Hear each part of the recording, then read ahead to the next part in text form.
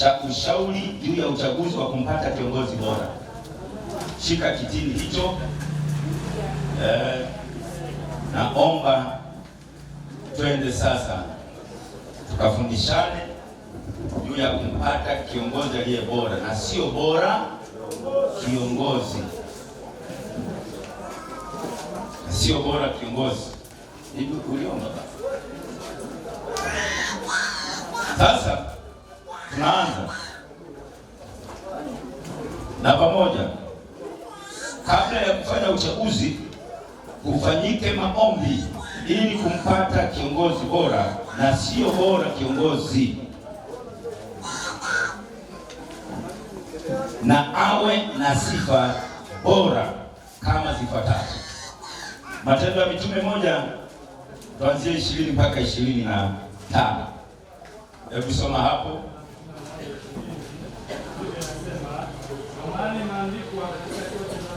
Naam. Ndio. Ndio. Au usimamizi wake autwae mwingine. Halafu basi katika watu waliofuatana nasi wakati wote Bwana Yesu alipokuwa akiingia na kutoka kwetu, waanza tangu ubatizo wa Yohana hata siku ile ilipochukuliwa kwetu kwenda juu, ndio inapasa mmoja wao awe shahidi wa kufufuka kwake pamoja nasi. Ndio kaweka wawili, Yusufu aitwaye Bersaba aliyekuwa na jina la pili Yusuf na Matia. Kisha wakaomba wakasema, wewe Bwana ujuaye mioyo ya watu wote. Wakaomba wakasema, wewe Bwana ujuaye mioyo ya watu wote. Tuonyeshe ni nani uliyemchagua katika hao wawili. Tuonyeshe ni nani uliyemchagua katika hao wawili. Ashike mahali katika huduma hii. Ashike mahali katika huduma hii. Aliyoikosa Yuda. Naam, kwa sababu zake mwenyewe. Akampigia kura. Naam. Kura ikamwangukia Matia. Asante sana. Bwana Yesu asifiwe. Hao wenzetu walipoona nafasi moja imepungua, kwa maana walikuwa wanafunzi 12, lakini mmoja akawa ametoroka au ameanguka, kwa lugha rahisi, ameanguka, kwa ile nafasi kabaki pengo. Na huenda katika miongoni mwao walitegemea Yesu atakapokuwa baada ya kufufuka, huenda atakapokuwa anaonana naye, labda kwa kuwa yeye ndiye alichagua wale wanafunzi wote, huenda atakapofufuka atachagua mwingine wa kumweka. Sasa wakashangaa, Yesu anaonana naye wala haelekei huko. Kila wanapokutana naye Yesu haelekei huko. Mpaka siku Yesu anaondoka, anawaaga kwamba mimi nakwenda sasa, ndiye muende. Bado Yesu hajafidia. Baada ya kuonekana kwamba sasa wameagizwa waende pale wakangoje ahadi, ndipo walipofika pale wanafunzi wakaanza kujadili, tulikuwa 12, tufanyeje? Tujaze. Lazima palikuwa na aina fulani ya misemo na mawazo mbalimbali. Sidhani kama kwamba walikubaliana wote kwa wakati mmoja. Wengine wakasema inatosha, mbona yeye mmoja hajachagua? Na wengine wakasema tunaweza tukaweka. Lakini ikapita wazo tuweke. Lakini katika hali yote tuweke, tufanyeje? Na pamoja tumuombe Mungu anayewajua watu mioyo yao yote. Bwana Yesu asifiwe. Maana yake wanamrudia tena Yesu kule mbinguni. Yesu anatuachia pepo hapa. Sasa tunakuomba wewe mwenyewe unayewajua watu hao, utupe mtu mmoja chukue nafasi ya Yuda. Bwana Yesu asifiwe sana. Wakamuomba. Lakini pamoja nayo wakaona tunaomba sawa, lakini pia tuweke sifa. Kwa nini niweka sifa? Nitaongea kidogo. Tuweke sifa ya mtu atakayechukua nafasi ya Yuda. Wakasema hivi, sifa ya kwanza lazima awe ni mtu anayejua kufa kwa Yesu na kufufuka kwake. Aliye shahidi wa kufa kwa Yesu na kuzikwa na hatimaye kufufuka kwake. Bwana Yesu asifiwe sana. Lakini mwingine wakasema kwamba awe ni mtu ambaye aliwahi kuwa ndani ya msafara wa Yesu tunapokuwa tunatembea hapa na pale. Ikaonekana pale wamekuta watu wawili. Mmoja anaitwa Yuda na mwingine ndio huyu Matias, au kwa jina lingine Yusuf. Wakaonekana katika jumla ya wanafunzi waliokuwepo pale, wenye ushuhuda au wenye sifa hiyo ni watu wawili. Sasa walipowakuta watu wawili, ndipo wakamuomba sasa, Yesu, tuchagulie kati ya watu wako. Lakini wakati tayari mawazo yao yamefanya kazi, wale watu wakaweka yale majina, wakaomba Mungu. Ikaonekana wakati wa kupiga kula ikamwangukia nani? Matiasi. Akawa amechukua nafasi ya Yuda. Tumesoma hapo kitabu kingine kwamba kwa nini imeandikwa hivyo, kwamba mahali palipopwaya, mahali ambapo hapana msimamizi, lazima hapo mahali patakatifu atafutwe mtu mwingine wa kufanya nini? Wa kusimamia. Ndio tulivyosoma, atafutwe. Kwa hiyo tunaamini tunapoendelea kujifunza hivi, kiongozi asiingie mwenye kutuletea kupwaya. Maana mtu aliyepwaya ni sawa na nafasi hiyo iko wazi. Kwa nasema ni afadhali hiyo nafasi iwe tupu. Heri mtafuta mtu mwingine wa kushika, wa kwenda, wa kusimamia hiyo nafasi. Ndio lengo la kutafuta kiongozi bora na sio bora kiongozi. Bwana Yesu asifiwe. Hebu naomba twende na Biblia. Kiongozi awe na mzigo wa idara husika, mwenye kuleta maono. Kama katibu wetu amekazia sana, kiongozi kama huna maono umekosea mlango. Na kiongozi awe na mzigo maana yake awe na msukumo unaomfanya awe ni mtu wa kuleta mawazo kwa maana ya maono, kusimamia jambo husika. Awe na msukumo wa idara husika, mwenye kuleta maono mapya, asiwe wa kuenenda katika maono ya zamani. Yaani anakalili. Akina Saru walikuwa wanafanya hivi, twende vile. Bwana, hapa ni nyakati zingine. Bwana Yesu asifiwe sana. Asoni mtu akwenda katika mambo ya zamani, bali mambo mapya yaletayo uamsho ndani ya idara husika. Pia awe anaifahamu kwa uzuri au vizuri idara husika na kwa sifa kama hizo tulizojifunza hapo juu. Sawa. Matendo hiyo tuliyosoma, lakini pia na Mwanzo 41 mstari wa 38 twende mpaka 41. Naam. Inasemaje? Farao akawaambia watumwa wake, tupate wapi mtu kama huyu mwenye roho ya Mungu ndani yake? Akamwambiaje? Kwa Mungu amekufahamisha haya yote. Hapana mwenye akili na hekima kama wewe.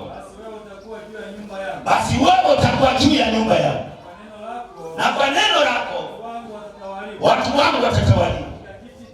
Katika kiti cha enzi tu nitakuwa mkuu kuliko wewe. Kiongozi lazima ushuhudiwe. Moja, una roho ya Mungu ndani.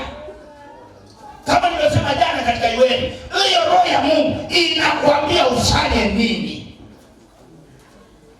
Kwa hapa tunathibitishia kwa maandiko, Yusufu alipokuwa ndani ya gereza, yule Farao akaotesha ndoto yenye utata.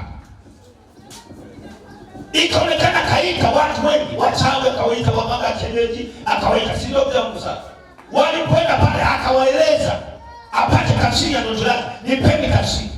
Yaani machawi akasema haiwezekani, ngumu. Akawaita wengine, ikashindikana. Akawaita wengine, ikashindikana.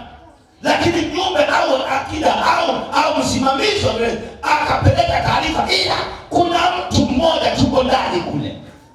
Yule mtu amewahi kuwatafsiria watu fulani waliofungwa pamoja naye, akawapa ufumbuzi wa ndoto zao, na wale watu ikawa kama alivyosema. Ni nani? Ni Yusufu. Akaamuru aletwe. Alipoletwa akasema, Yusufu, nimepata taarifa zako. Kiongozi wa idara uwe hivyo, wanapokosa majibu huko wanakute majibu kwako. Tumishi wa Mungu, wewe ndio wa kutunza na kupeleka majibu ya wakati kwa wakati na kwa watu wote. Uwe mtu wa majibu. Ndio maana utakiwi kukaa katika historia. Maana watu wengine wataota leo vile kesho. unatuletea historia za kina Abu Musa. Kwa hiyo yule Farao akasema sawa. Yusufu kwa kuwa alikuwa na roho ya Mungu ndani, akasema nieleze. Akaeleza, akasema sawa, ndio majibu yako yapo. Nota sijui ng'ombe 7, sijui ng'ombe 6, ng'ombe 7 wakafanya. Akaeleza pale, nafikiri nimesoma hiyo habari. Nipe tafsiri. Akasema tafsiri yake mfalme ni ng'ombe 7 ni miaka 7 ambayo utapata neema katika nchi yako, na kweli taifa lako litanemeka katika kila kilimo utakacholima. Wale ng'ombe 7 uliowaona wamekonda ni miaka 7 ya shida katika taifa lako.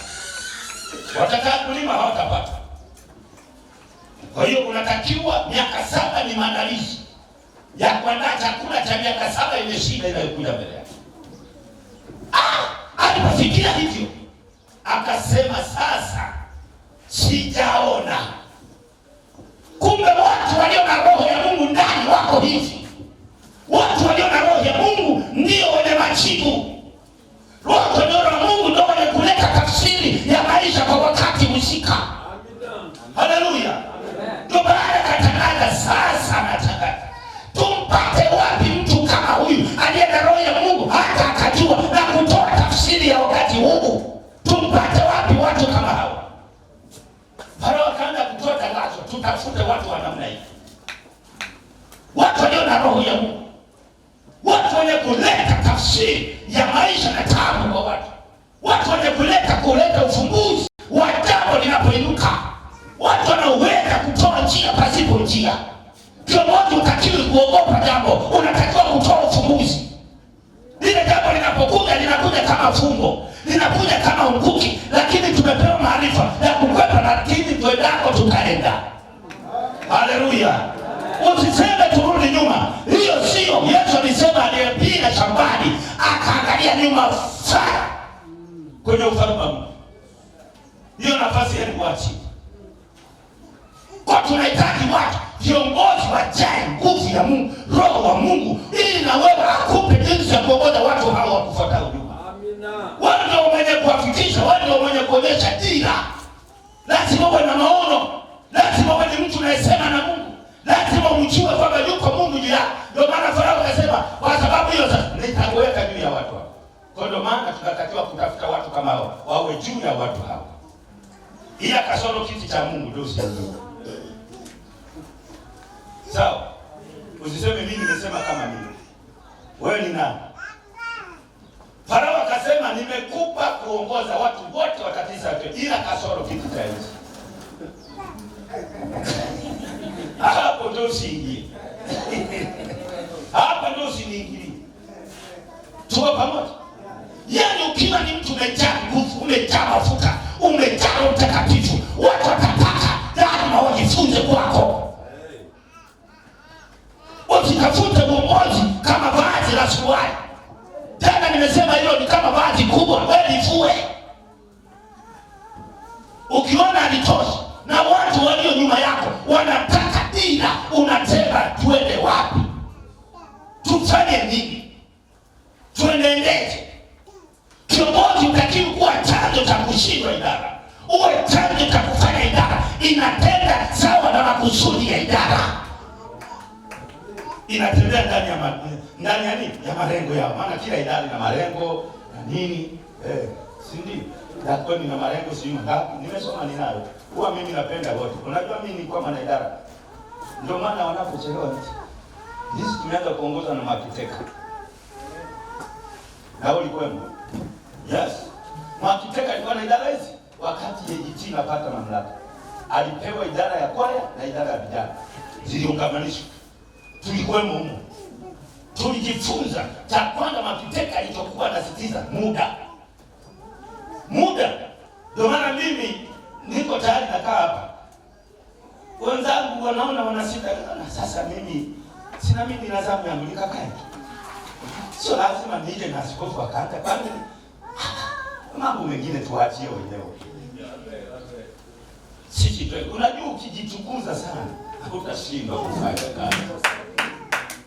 Acha tukuzwe Mungu. Wewe uwe shuka, uwe mtoto. Bwana alisema ukitaka kuwa mkubwa uwe mtumishi wao. Tumika, onyesha shuka. Mimi nimewahi hapa, kwani manga nimepungua. Si unaniita tu askofu.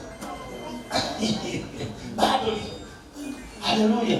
Kwa hiyo tunachotafuta ndani ya Bwana, tuwapate watu wenye roho ya Mungu mzee sana, ambao watatuletea ufumbuzi wa mambo yanayokuta. Wanatuonyesha njia. Linapoingia jambo, huyo aliye na roho ya Mungu hatashindwa. Viongozi wa idara, usifanye kazi ya kugawa idara. Jambo likifika unaanza kukusanya watu na wengine utaki. Ndio ufumbuzi. Wewe huna pisha. Tumesoma Zaburi, ondoka hapa pawe wazi, atafutwe mwingine. Kuliko mtu anayegawa watu. Umekuwa kiongozi wa kundi ndani ya kundi moja, unakuwa kundi la pili. Hatutaki watu kama huyo. Sio kiongozi bora, huyo ni bora. Huyo sio kiongozi bora, huyo ni bora kiongozi. Alipachika na watu waenda kwa urafiki, kwa kujuana, kwa kufahamiana. Lakini tuangalie sifa. Sifa ya pili, je, idara tunayotaka kumpa anaifahamu? Anaweza kutufundisha jambo hili? Je, anajua? Ndio maana wenzetu mitume wakasema awe ni yule anayefahamu. Walikuwepo pale zaidi ya 120. Si ndio mzee wangu sana? Hao ndio baba zetu wa injili, wa imani hapa. Sawa? Ndio baba zetu hapa. Walikuwepo zaidi ya 120. Walipotoa sifa, kumbe ni hao wawili. Lakini sisi tukisema uchaguzi wa kina mama, na kwambia siku hiyo bora litakuwa kidogo. Kila mmoja anataka kawe yeye. Kila mmoja anataka kawe yeye. Haya mambo ya kuongoza, tumtumaini Mungu. Tukikosea, yaani ukiweka asiyeweka na Mungu, idara hiyo itapita kwa shida. Kwa sababu hajawekwa na Mungu. Unamchagua sana awe kiongozi wetu wa idara ya watoto, anaifahamu. Samahani mzee, lakini hawa wanajua nimetoa tu mbali. Anaifahamu. Anajua. Mungu atusaidie sana. Kwa lazima tuwe tunaenenda. Ninayasema haya, baadaye huko mbele tunaenda kufanya uchaguzi. Lazima tuende. Sio leo watu wanalipuka uchaguzi. Sasa nani tumefanya maandalizi wapi? Ndio maana nisho hapa kasa sama. Mambo mengine mimi jamani sana. Siyajui. Ile miradi ya uongozi na ndio kuonyesha uwazi kwamba kitu fulani hicho wote tunajua, tuige hivyo. Kama ukijui usitafute kuwa kiongozi wakati jambo usikatuletea tu marungu yako. No? Tunahitaji watu wanaofahamu, na mzigo hauanzi unapotaka uongozi, unaanzia kabla. Kwamba huyu na watu waliokuzunguka wataanza kuona, lakini huyu kuna kitu. Huyu kuna kitu. Wewe hujui wanakumbe wanakujadili. Kumbe wanakusema huyu kuna kitu. Huyu ndani yake kuna kitu. Huyu ndani yake kuna kitu. Watu wanaanza kusema wenyewe. Sita kusema uchaguzi. Baba umeshapita saa nyingi. Kwa sababu wanatangulia kujua kwanza ulicho nacho. Unaufahamu. Kwa hiyo watu tunapoanza wasiangalie watu wenye kupiga panda. Uchaguzi tofauti hivi. Tunatakiwa waangalie mara mbili watu kama hao. Sawa? Na kanisa letu hatutaki kurudi huko tena. Hatutaki kurudi. Kuna mijitu mama zangu je.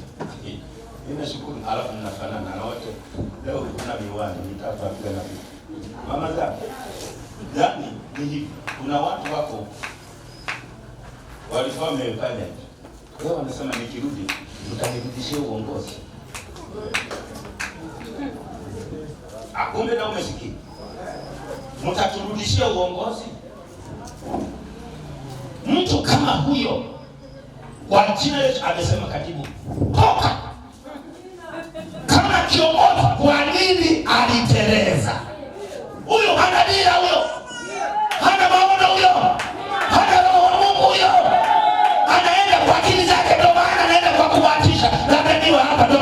mazuri, hana mtazamo wa Mungu kwa jina la Yesu. Toka. Tena zifike taarifa hizi. Kama wewe unafaa kuwa kiongozi, kwa nini uliondoka? Unataka na sisi utupe roho ya kutuyumbisha. Tuwe na roho ya kutuyumbisha. Si ndio watumishi wa Mungu? Ule anakuja kupandikiza huyo. Roho ya kuyumba yumba, hawa hawafai katika ufalme. Hawafai. Akija pokea kae kule. Kwa sifa hii, huyo hafai. Hafai. Unakimbia wakati wa dhiki, kondoo unawacha na nani? Na Yesu alisema kondoo wa mshahara hafai, mchungaji wa mshahara hafai. Akipata shida anafanyaje? Anakimbia na wacha kondoo na. Lakini kondoo wa Mungu yuko tayari kufa. Mchungaji wa kondoo yuko tayari kufa kwa ajili ya. Sasa wanatuma taarifa. Nataka kurudi. Mtanirudishia. Kasema huyu haonyeshi kwamba labda unajua kuna mwingine kweli unaweza kulipi, lakini una roho ya kupoteka. Si ndio? Kama Petro. Kalimkana Yesu. Simjui tu. Yesu akamtazama. Akageuza. Lakini siku amefufuka Yesu. Yeye pale Petro alipoona Yohana amemwita, akakumbuka yale. Akarudi nyumbani, akajua ameanguka. Hapa hawezi tena Yesu kumkumbuka. Lakini Yesu alipofufuka, ndugu zangu, toka pamoja. Malaika akakaa pale. Wanakwenda akina mama Mbaraka na mama Manga. Wanaenda kumtazama Yesu. Samani na majina yao. Wanaenda kumtazama, wameleta na mafuta ya kumpaka maiti. Wakakuta mtu amekaa juu ya nini? Ya jiwe. Walipomwona wakaanza kuhofu. Yule akawatambua. Nyie wanawake wa Shinyanga, najua nini, msiogope. Najua mnamtafuta Yesu aliye hai. Njooni mpata sana. Akaondoka juu ya jiwe, akashuka ndani ya kaburi. Wale kina mama kwa kweli ambao usiogope, wakashuka. Akaanza kuwakumtia nini? Sana sana. Hayupo. Sasa amefufuka kama alivyosema. Akaanza kuona wanachangamka. Akawapa maagizo. Si ndio sana? Akasema nendeni mkamwambia wanafunzi wake watangulia kwenda wapi? Lakini agizo la pili, mkamwambia na Petro. Si ndio? Mkamwambia na nani? Kwa nini alisema hivyo malaika? Petro alijitega kwa kujua hakuanguka. Kumbe Yesu alipofufuka akamwambia malaika naenda, lakini mamuyende na Petro naye nimemsamehe. Kwa kawaambia wanafunzi wake hawatangulia Galilaya, lakini mkamwambia na Petro nyumbani kwake. Na kweli Biblia inatupa alivyochangamka Petro. Wale akina mama wakapeleka taarifa kwa wanafunzi, wakaenda na kwa nani? Na kwa Petro. Yesu yule malaika tumemkuta pale. Amemtuambia tumwambie wanafunzi, lakini na wewe tumwambie tunaenda Galilaya. Petro cha kwanza ni kuondoka kwenda kaburini. Kaenda kaburini akadhibitisha Yesu amefufuka. Yeye hakungoja kadhibisho na malaika, akaingia ndani ya kaburi. Akainua sanda tena kuvuta. Akahakikisha amefufuka. Kafuta shuka lake huyo Galilaya. Haleluya. Hawa ndio tunaowataka. Anajua kwa nini nilikosea, lakini anarudi kunyenyekea. Amen. Yesu amesamehe. Sana toa masharti. Nikirudi. Unanipa cheo. Yeye ni nani? Msema. Kuna mapungufu hapa.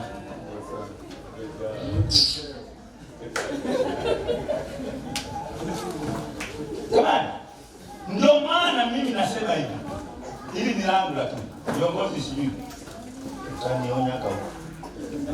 Mimi nasema mambo mengine yanaruhusiwa na Mungu kupika kuondoa magugu kama haya. Unaweza kusikitika kwa nini tena? Mgawanyiko kwa nini? Huenda kuna viura vimeingia huko. Sasa Mungu anachambua alafu anaanza kusikitika. Unasikitika nini? Kwani wewe ulimwita? Wewe kaa kwenye nafasi yako. Sawa? Petro alikosea mwenyewe, kama alikosea mwenyewe. Kwa hiyo mambo mengine yanafanyika kama hapana Mungu. Pana shetani, hakuna mgawanyiko hapo. Lakini palipo nuru, giza ung'ang'ana liingie pale. na lazima wawepo wajumbe wa kuingiza giza. Lakini asante Mungu, Mungu ametupa macho. Bwana amelipa macho kanisa lake. Hatutakubali. Kama ni chura tu, hata kama na ndevu, hata kama ni bishop au mabishop, hata kama ni chura, atajulikana ni chura. Yes. Lazima wana wa Mungu hawana rangi mbili. Nani? Ukienda asubuhi yuko vile vile, mchana yuko vile vile, hawabadiliki. Lakini wana wa Ibilisi, Biblia inasema wanaonekana ni mfano wa nuru, lakini hubadilika. Akiona amekosa kanuni, anabadilika kwa njia nyingine. Unajua huyu si piga teke la imani, angukie huko, geuza neno. Usimuinue, mwacha garagaraga hapo chini. Linda idara, tunataka idara sio na viongozi wenye maono, viongozi wenye kuleta mtazamo mpya. Tufanye nini sasa? Lile tumefanya juzi, sasa tufanye nini? Tusikae katika maono ya zamani. Lazima kiongozi uwe na jambo la kuleta uamsho. Uamsho manake ni aina ya maisha yenye kuona wametoka wapi, wako wapi, wanakwenda wapi. Haiwezekani kwamba tumetoka Shinyanga tufanye mambo tuliyofanya Shinyanga, tuko Mwanza bado tufanye ya Shinyanga, tuko Dodoma. Haiwezekani. No. Kwa jina la Yesu hatutaki viongozi kama. Lazima tujitambue. Tulifanya nini? Je, tuliweza? Kama hatukuweza, kwa nini hatukuweza? Majibu yatokee. Haleluya. Ndicho tunachotaka. Sio viongozi wanakuja, viongozi wa kuleta visa. Viongozi unakuwa unaleta vitina vya nini? Unaleta ugomvi wa nini? Hatutaki kiongozi kuwa chanzo cha faraka, kuwa chanzo cha fitina, kuwa chanzo cha migawanyo, chanzo cha kupeka huyu, chanzo cha kupeka huyu, chanzo cha kupiga vita huyu, chanzo cha kufanya hivi. Hapana, kwa jina la Yesu. Hapana. Tunataka watu wenye roho ya Mungu.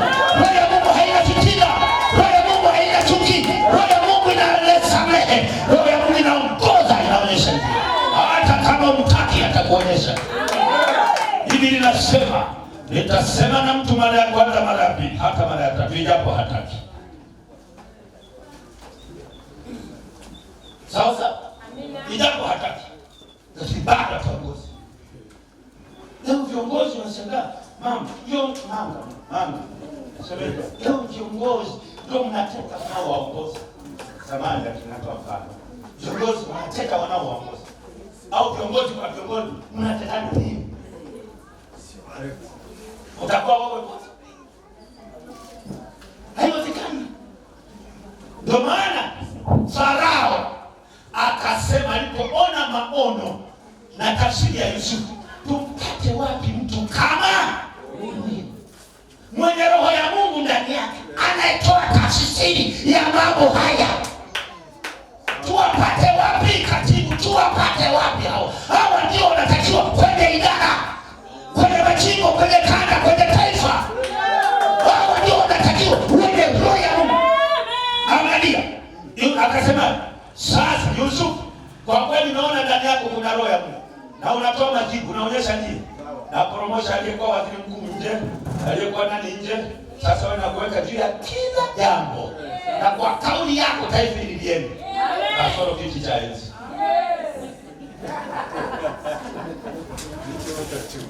Unaona? Kasoro nini? Kiti cha enzi tu. Hapo ni babu. Hii ndivyo inavyotakiwa.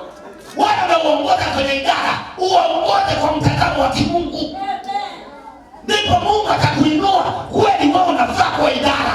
Fanya yote wa idara wakusikie wewe, uwaletee mambo. Hivyo utawale na uongoze, waendeleze, wafundishe, ila kasoro kwenye kiti cha enzi. Maana yake nini? Unashikishwa adabu. Hata kama umeponya vilema, wameisha makaburi yote ya Shinyanga, usiseme mimi nimefanya, sema Bwana amefanya. Uwe na adabu kwa Mungu. Sawa jamani? Hata kama Mungu atakutumia kwa mambo gani, sio wewe. Achia utukufu kwa Mungu. Ya kwako yawe ya kwako, ya Mungu yawe ya Mungu. Bwana akujalie hili. Kwa hiyo tunatafuta watu wenye roho ya Mungu na wenye maono, wenye kuifahamu idara husika. Unaijua kiasi gani? Nilisema mimi nimeanzia kwa Mwakiteka, yule baba kwa ualimu. Mungu atusaidie tupate watu kama wale. Mwakiteka nizunguka nchi nzima akiwa mkurugenzi wa idara ya vijana na idara ya kwaya. Sisi ndio tukawa wanafunzi wake. Akina Kashiza, huyu kazi yake nimefahamu miaka mingi. Yeye aling'ang'ania idara ya vijana. Afadhali mimi nilienda zote. Mwakiteka ndio mkurugenzi wetu wa kwanza EAGT. Hakuwepo kabla. Baada yake ndipo baadaye akasema jamani, sasa nimezeeka, tugawanye hizi idara. Kwaya ikaenda huko, akasema ila mimi niachie kwaya, akachagua maana ni mtu wa kuimba. Hivi mkurugenzi wetu wa kwanza EAGT vijana alikuwa na no. Baada ya Mwakiteka alikuwa Sanga wa kule kwenda Konda Songea. Akina Marego marehemu. Baada ya kuchukua hao akina Chacha. Baada ya Marego akachukua akina Chacha, alikuwa katika Chacha pale. Kwa hiyo nafahamu ninapoongea nimepita kwenye vilindi hivyo. Nimepitia na yajua. Kulala. Tunaenda kwa mzee. Kulala. Chacha yaanza kutusumbua siku nyingi. Ndio wakati tunaomba Mungu. Ndio sawa.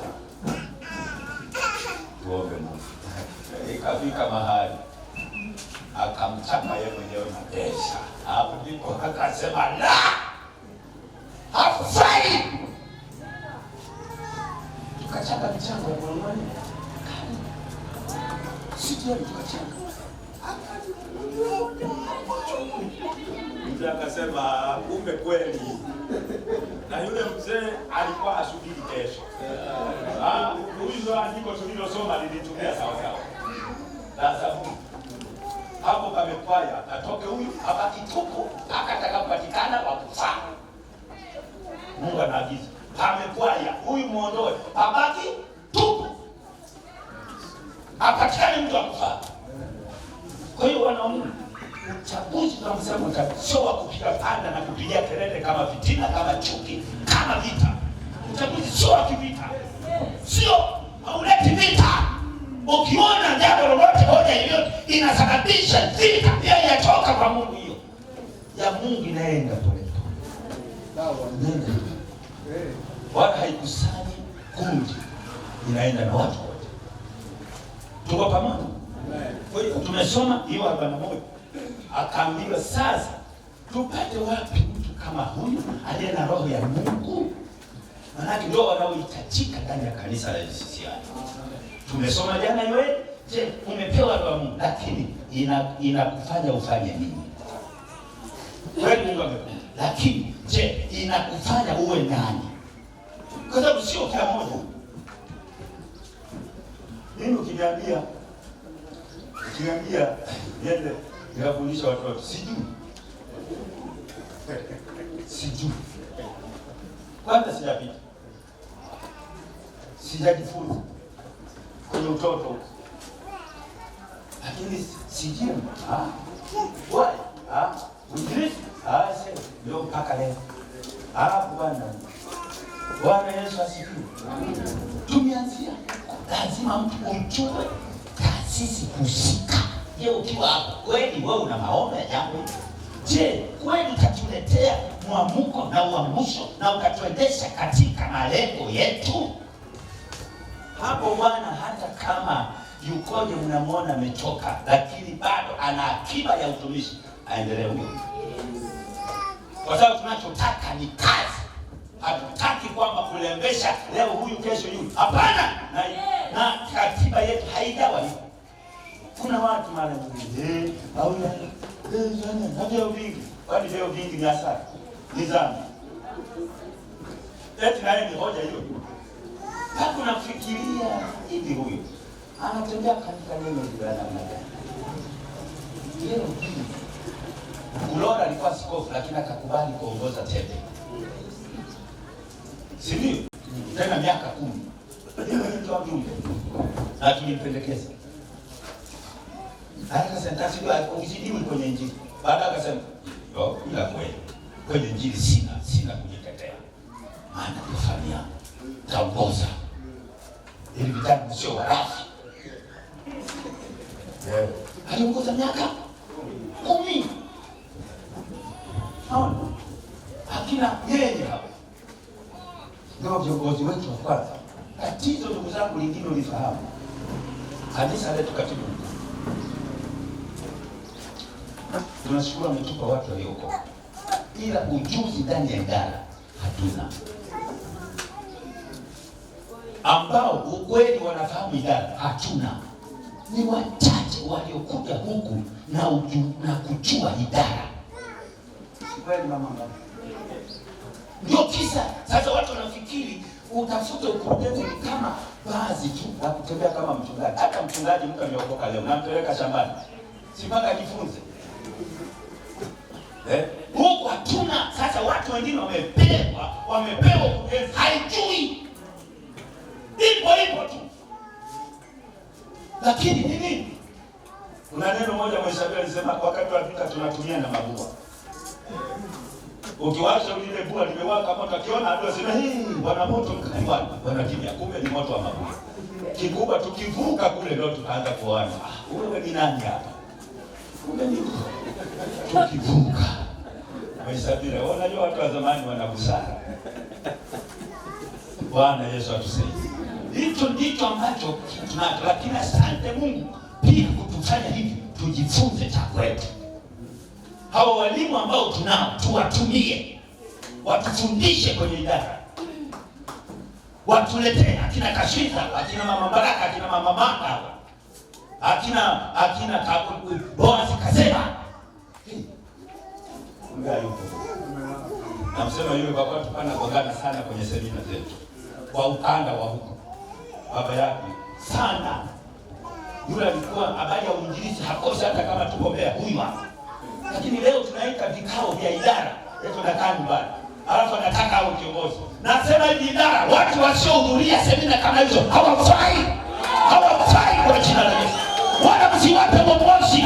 Wala hata kikupa shilingi 10,000, akupe 20,000, kula kanunua ndazi, pale tunamtaka yeye na roho wa Mungu. Huyo hafai. Hana sifa huyo. Ndio. Hana sifa asiyehudhuria semina. Maana anadharau wale wengine ila awe yeye au tufanye sisi kwa matakwa yanayopenda yeye. Wapi na wapi? Mwalimu jana amesema ndio niofeli darasa la 3. Bali ndio mwalimu wa jana. Unajua unapokosoa mwenzako au unajiona wewe ndio una mafundisho mazuri kuliko wenzako, ni kosa. Amini na wenzako nao wana roho wa Mungu. Na hamwezi kufanana. Kila mtu amepewa jambo lake. Sio kwamba la kwako ndio bora kuliko la wenzako. Hapana. Lazima kila mtu amsikilize mwenzake. Hii ndio roho ya Mungu. Sio wewe tu. Wewe mimi na somo refu. Bwana, una somo refu lakini kuna mwenzako. Naye kamsikilize. Mimi ndo najua. Unajua nini? Basi kama unajua sio tuletee. Tujue unachokijua. Namba 3. Epuka kuleta mtu asiye na mzigo wala maono juu ya idara husika. Asiwe mtu wa kuleta giza kama vile mfano. Luka Mtakatifu 6:39. Mithali 12:26. Rumi 2:19-21. Soma hiyo Rumi 2:19-21. Soma 19:21. Nasema na kujua hakika ya kuwa wewe mwenyewe kiongozi wa vipofu wao walio gizani. Mkufunzi wa wajinga. Walimu wa watoto wachanga.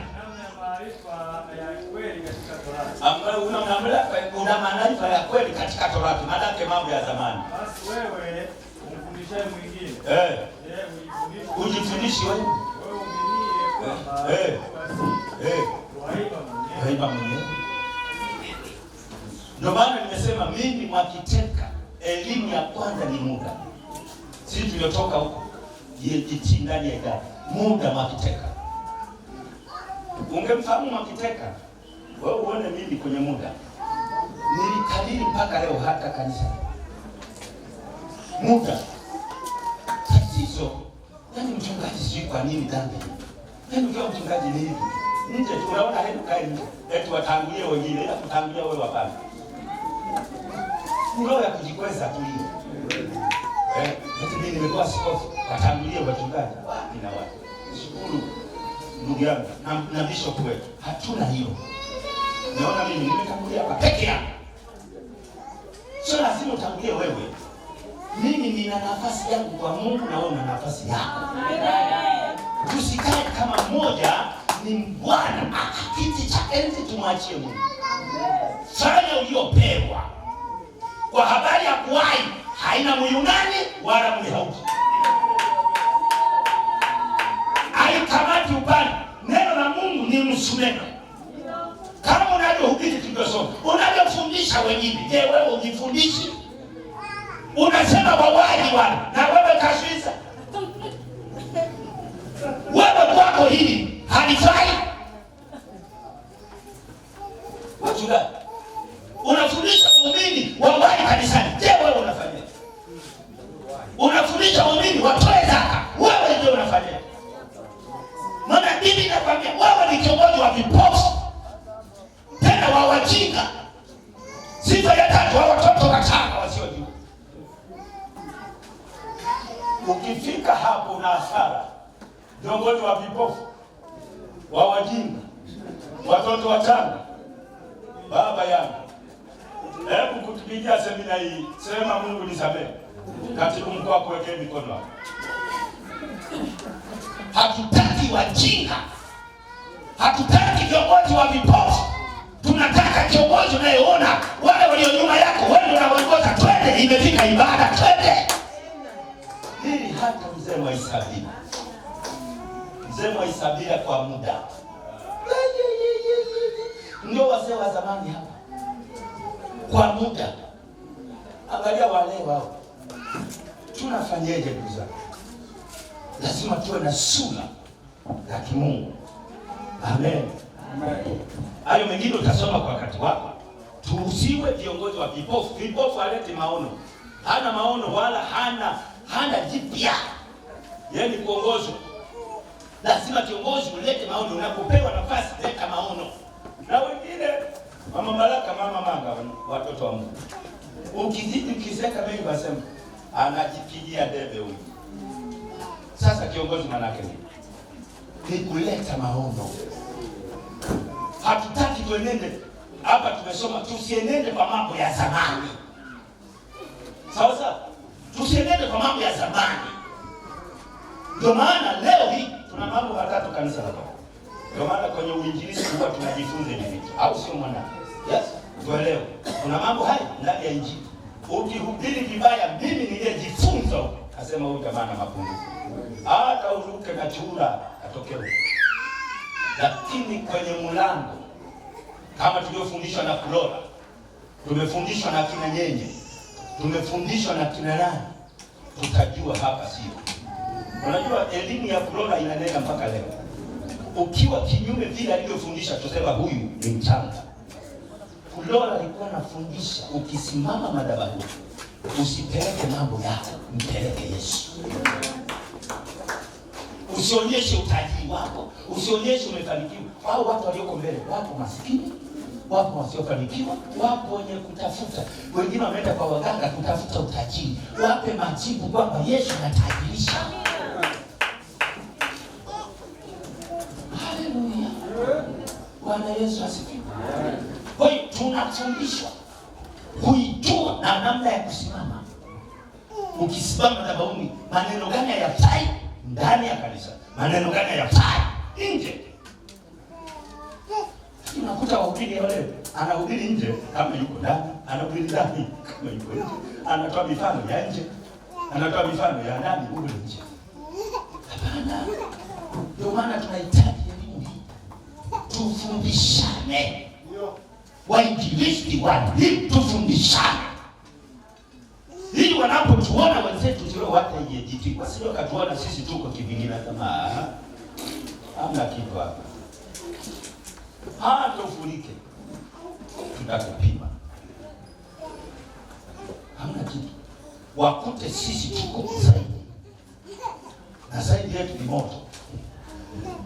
Sio nafikiri hapa tupima ya nini? Si nini mafuta nini? Twende na Yesu. Na Mungu atusaidie sana. Namba 3. Idara namba 3. Namba 3 tumefika eti. Tunasema kwa mfano, hata tumeandika kwa mfano, si ndio? Kwa mfano.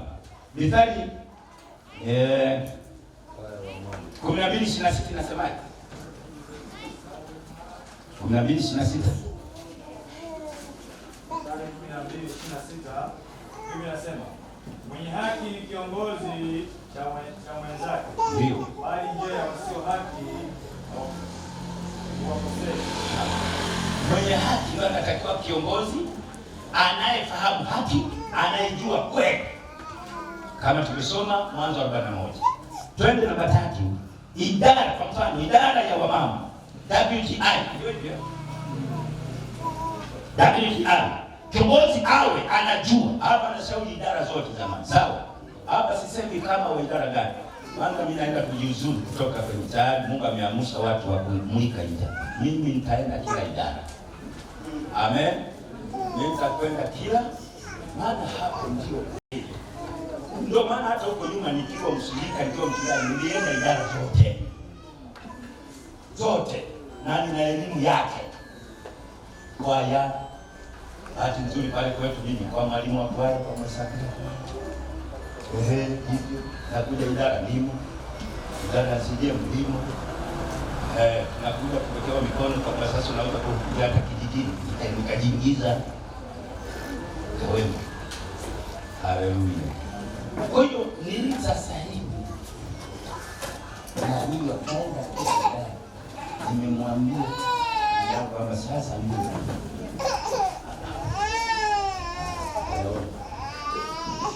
kwa mfano idara hii ya WGI kwa maana Women Gospel International, kiongozi awe anajua vizuri idara na malengo na makusudi yake ili kuleta uamsho ndani ya idara na kanisa kwa ujumla. Kwa mfano wa andiko hivi Yeremia 9:17, hayo mambo malengo yako kwenye idara hiyo yatumike kabisa, isiwe yasikae kwenye karatasi, yawe kwenye utendaji, tuyaone. Haleluya, tuyaone yakifanyika. Tena naomba ilileta uamsho jambo hili, kiongozi wa idara, tembea kila kanda, tembea kila jimbo, ili kuhakikisha idara yako iko hai kila kona. Shetani asiingilie ile kona. Tembea, hata kama una nauli, tembea. Unaenda kule, wasiliana na kiongozi wa kanda na kuja kanda hiyo. Kiongozi wa kanda aseme kwenye kanda yake. Tusiwazuie hawa. Na hasa viongozi wa kitaifa wanafanya kazi pamoja na askofu mkuu. Hao ndio wanaosaidia kanisa kuliweka na kulipika na kulifanya kanisa liende kwenye mtiririko, liende kwenye muundo wake, liende katika mtazamo wa aina moja. Tusione mahali panalala panapuliza hapa fanya. Ukikuta viongozi wako hiyo, toa. Tunahitaji idara zetu moto, na mkiwa moto idara ndio kanisa moto. Kuna zaidi ya hapa. Utakusanya na nani? Nimesema jana, ni zaidi ya kikao cha wachungaji. Vikao vya wachungaji ni matatizo. Ni ukilato tu. Kila mmoja anakuja pale, mimi ndio wewe nani? Tukone kwenye idara. Kwenye idara ndiko kwenye mafundisho. Hata yanafundisha adabu, yanafundisha hekima, yanafundisha jinsi ya kusimama mbele za watu. Usiwe kwazo kwa kauli yako, usiwe kwazo kwa mitazamo yako. Uwe na lugha inayotafunika, uwe na lugha inayovutia, uwe na lugha yenye kumfanya mtu kashawishike. Usiwe na lugha kama mkuki, usiwe na lugha kama kisu, usiwe na lugha kama lugu. Nani atakufuata? Utawafuata unaofanana nao.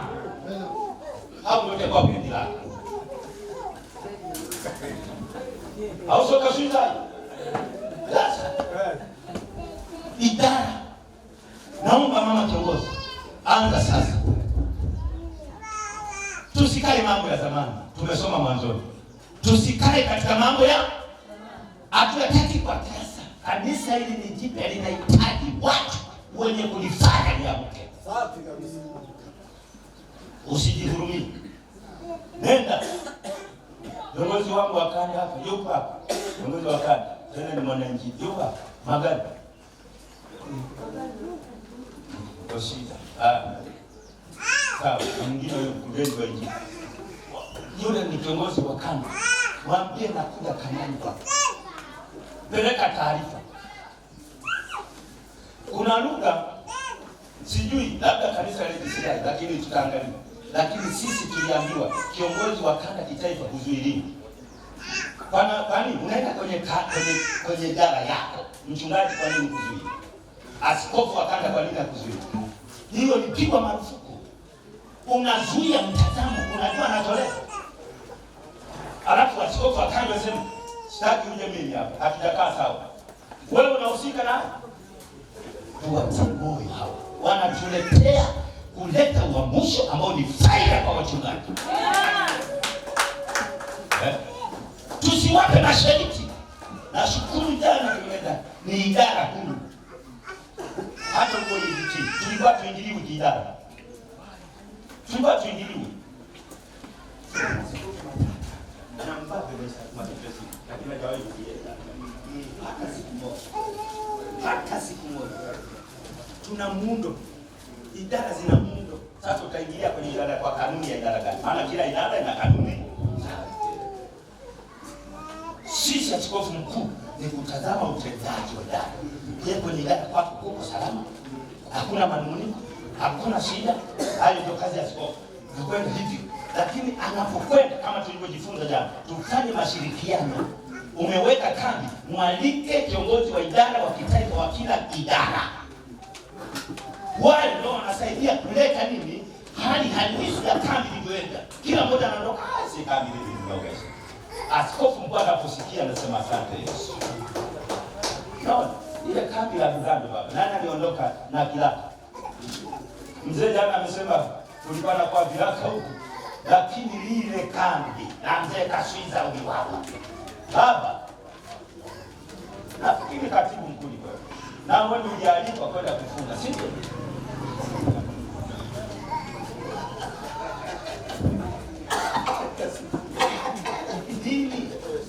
Idara wa kufunga mwalikeni yeyote mnayemtaka. Hatuna kusema lazima awe askofu mkuu, lazima awe makamu, lazima awe ila muandike makongamano ya idara ya kitaifa awe kutoka ofisi ya taifa. Onye ndio mnachagua. Ni katibu mkuu sawa. Ni makamu mwongete sawa. Ni mwasibu sawa. Lakini hatuna sheria kwamba pakawe fulani. Hatuna. Na tukiweka hivi kwa sababu tumetoka kule litatutesa. Si tumetoka na elimu hiyo kule. Ya kafanye. Haya yatatesa tu. Ni ngumu sana. Ulichelewa kumkunja angali mbichi. Utamkunja mama Mbaraka hapa alipofika.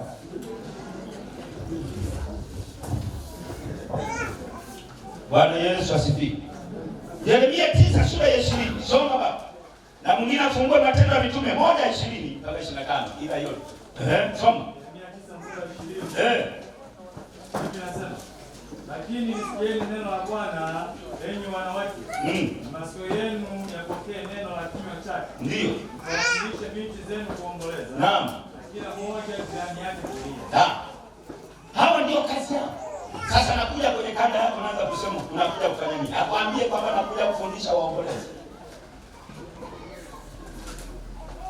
Ndio sasa. Hii kweli na njoo hii. Jana haja atakuwa kanda nakuja huko. Hapa nakuja kufanya nini? Nakuja kuwafundisha mabinti akina mama wote wa Sumbawanga waanze kuomboleza.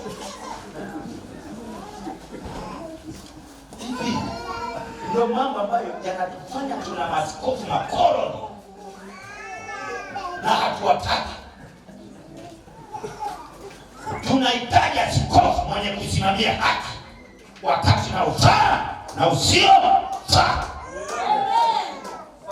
Idara zipate hili, na sisi tuna mjadala. Katibu aliongea kwamba sisi na sisi ofisi yetu tutatembea jimbo kwa jimbo. Sasa kulitoka maswala sasa kanda ndio ile tusiweke mashariki. Mimi nakwambia wewe kiongozi wa kanda, nakuja kwenye kanda yako na tembea jimbo kwa jimbo. Usiniambie kwamba unafundisha nini.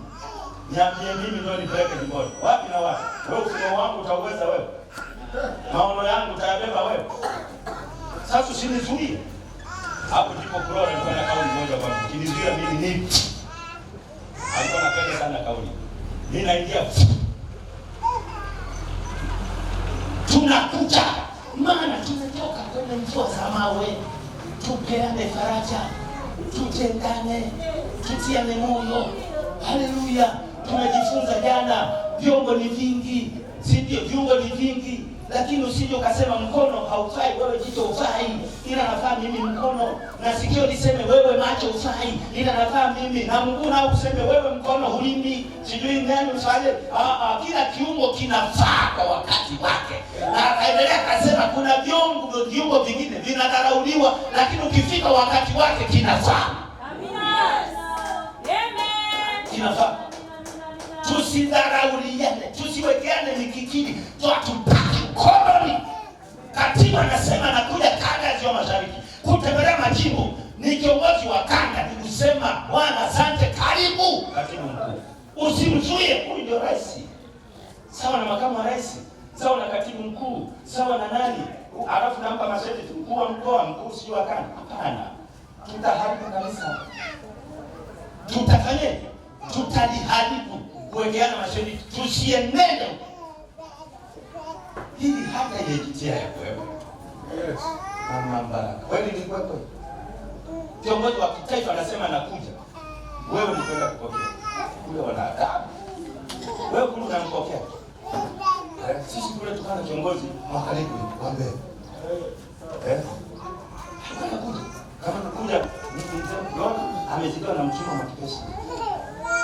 Nenda nilikuwa na katiba kwenda kusini. Nenda. Kule anatembea kila jimbo. Hapa nitakaa siku mbili, jimbo fulani siku mbili, jimbo fulani siku mbili. Kazi ni kuimarisha. Sio kwamba kila napotembea ni kesi. Sisi sio mapilato. Sio hivyo. Msituachie mabaya. Sio. Tena unaweza ukashangaa kuja kwa katibu mkuu kwenye kanda ya uponyaji wa kanda. Unaweza ukaenda jimbo fulani na kusumbua. Akienda ofisi kuu, kumbe ndio uponyaji. Msizuie, msimzimishe roho. Sio lazima kila jambo utalijua wewe. Wa taifa amebeba maono ya kitaifa, ikiwemo ya kwako kanda. Wa kanda naona amebeba maono ya kanda, ikiwemo jimbo lako. Halo? Tuko pamoja? Twende namba 4. Vile idara ya vijana awe anajua vizuri malengo na makusudi ya idara husika, na analeta maono ya kufanya vijana wawe na nguvu za kiroho na za kumtumikia Mungu kama ulivyo wajibu wao. Lazima haya mambo kiongozi wa idara hiyo kinakinguru muyajue. Kama mlivyowasha moto Bugando, tunataka kuanzia hapa moto kawashe. Kama bati mliling'oa, mlikosea kwa kung'oa bati, kumbe ndio linazuia kuvuja. Rudisha.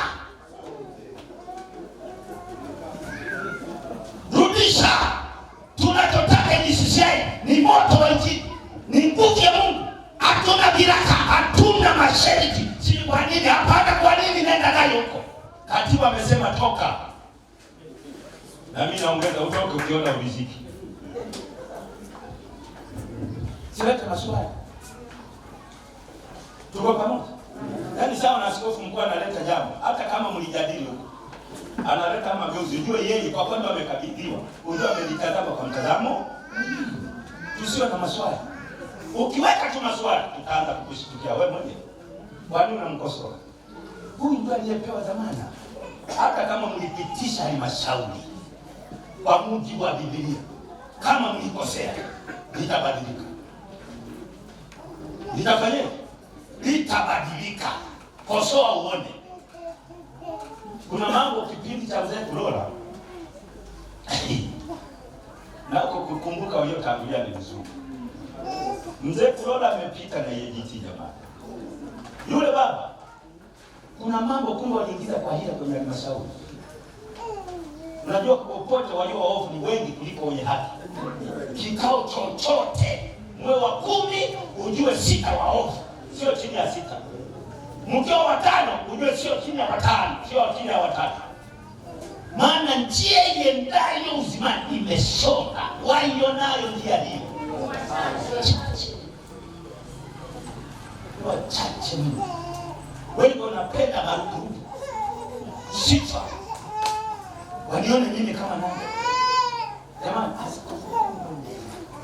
Kulola kuna siku yule baba aliweka mikingano, tunasema kwa kwa meko kumbe wako kinyume, akina fulani na fulani na fulani wamepika aliyemwokoa Kulola ni Katunzi, au sio? Katunzi wewe tupana bongani sana.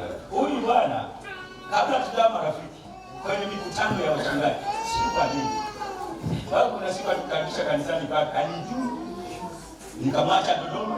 Sasa nilikuwa naenda kuona mshirika wangu alipiwa na mume wake alikuwa yule mkuu wa polisi, alipiwa kaenda, nikamwambia bwana naenda Tabora. Sasa pita kanisani, alinipokea mama, yuko mama Kaswisi bila kunijua. Oi mama, nilijieleza tu mwambie mimi niko Sumbawanga kuja hapa, lakini mchungaji asema naweza kufikia kwako. Wewe mchungaji, lakini kuna mliza Roho Mtakatifu. Ukainama,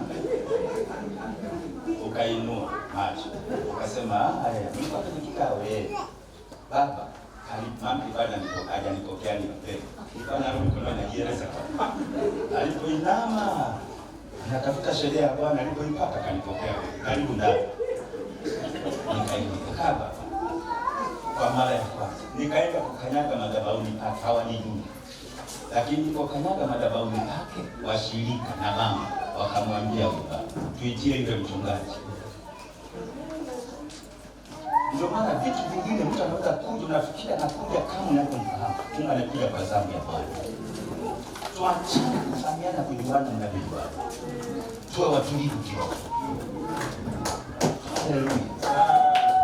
Tutende kazi ya Mungu kwa uzuri. Amen. Huyo kijana tunataka akina kiburi. Mule moto wa kiburi. Kwa nini? Wabugani tunataka. Ule moto wa Bugatti tunataka. Jamani, hata akina mama mfanye hivyo, ushirikishwaji. Hapa Siboka amesema idara yetu, sisi idara zetu zote ni zetu. Na nimesema nitakwenda kujiuzuru. Tunataka katika yako naenda kuondoka nina tukuna kwa idara zote.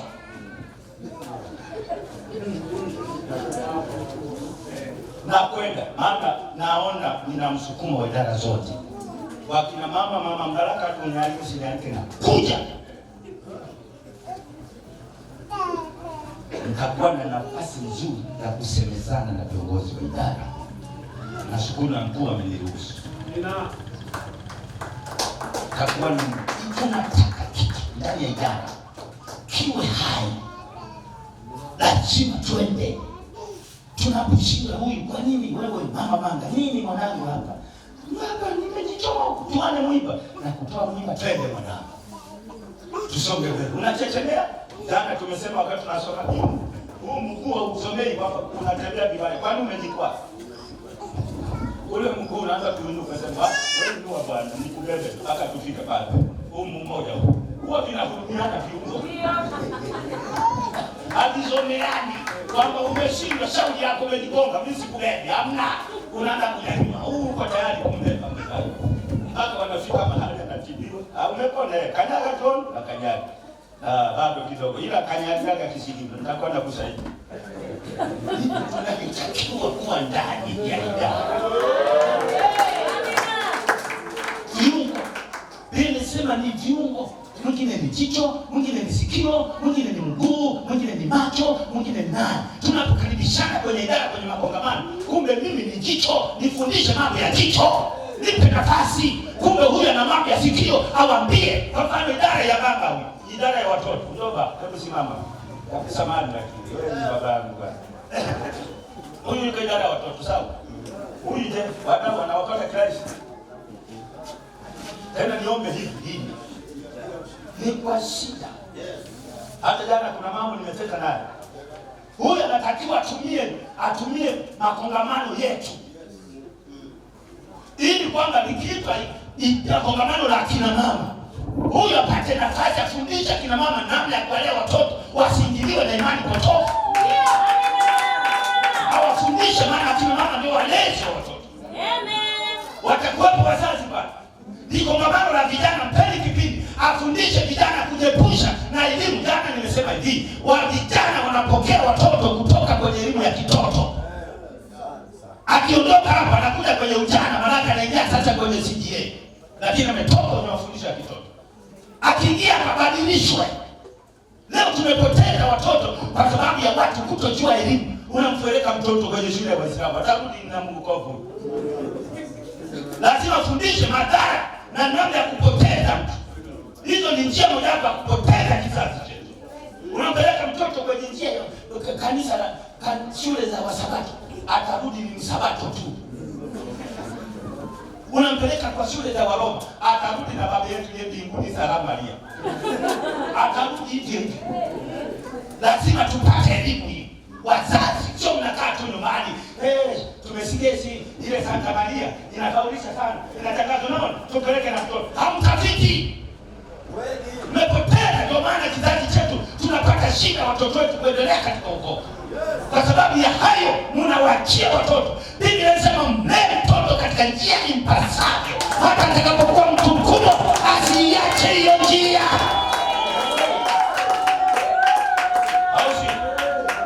Tunalo hiyo elimu. Wewe unashawishika na matangazo ya redio. Shule inafaulisha sana, ilikuwa ya kwanza kimkoa wa Shinyanga. Sasa kama ilikuwa ya kwanza, tafiti lingine. Jambo la kiroho vipi? Ukitafiti unakuta ni Jehova wa polisi nchi. Atarudi na polisi nchi, anasema mnaenda mbinguni wapi? Tutapoteza. Huyu tumpe atumie makongamano yetu, na hili ni jamani, ni agizo. Sawa idara. Kwa sababu jana tumekubaliana kushirikiana na huyu.